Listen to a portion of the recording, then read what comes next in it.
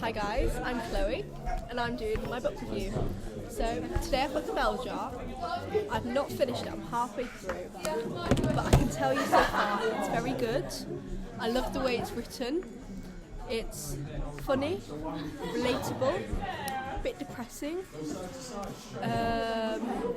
It's really good.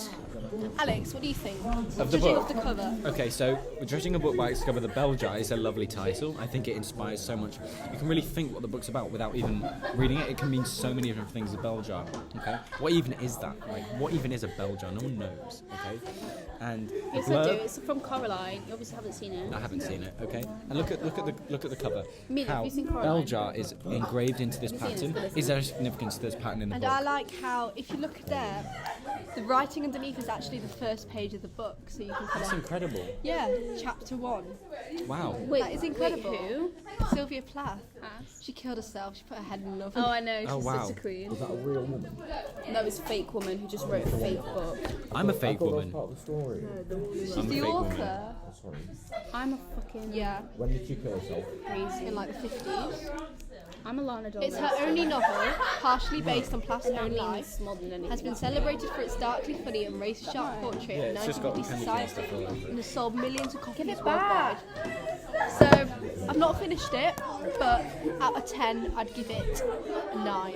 Wow. Okay, I'm gonna review a book I've read. It's called. Can I review a book I've read? Yeah. So I once read this book called The Weight of Water at Ramby, and it was like the last book I ever read. And yeah, good? it was really good. Okay, I read this book called Project Hail About a Mary. Polish girl who moved to England and she started her period and all that. It was a bit weird. I read this book called Project Hail Mary by Andy Weir, who also wrote The Martian, which is a film with Matt Damon in. It was incredible. It was really scientific, which is actually interesting, but sometimes it over-explains it and takes away from the story. But I think, lots of people say that, but I think it actually adds to the story. It gives it more layers and it helps you understand the book The more. layers. Yeah, there's lots of layers to the book, especially because the alien in it speaks a totally different language, which is a really interesting dynamic that the main protagonist has to get used to. And there's two storylines which conflict, Anyway. it's really good. Hey guys, I'm going to be reviewing my favourite place. We're going to review geography. I'm going to be reviewing everyone in this classroom. Okay, go with Starting with Start with Amy.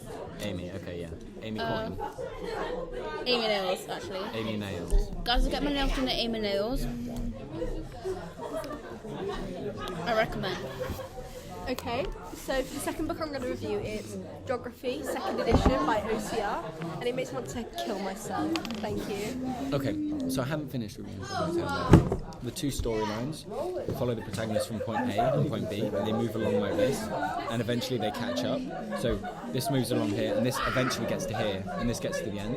So at the end of this storyline, it starts at the beginning of storyline B, which is really interesting because you get to see how it builds to the start of the book, but you only reach that at the end, which is really interesting, so it keeps you invested the entire time.